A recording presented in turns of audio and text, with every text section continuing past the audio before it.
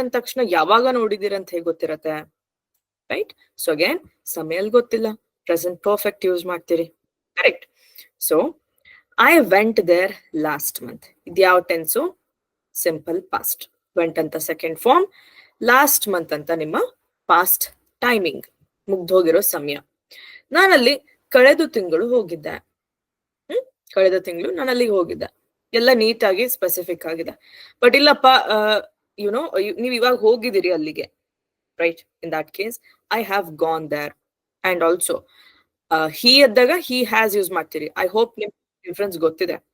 ಈ have has ಗಳನ್ನ main verb ಆಗಿನೇ ಬಳಸಿ, ಹೆಲ್ಪಿಂಗ್ ವರ್ಬ್ ಆಗಿನೇ ಬಳಸಿ.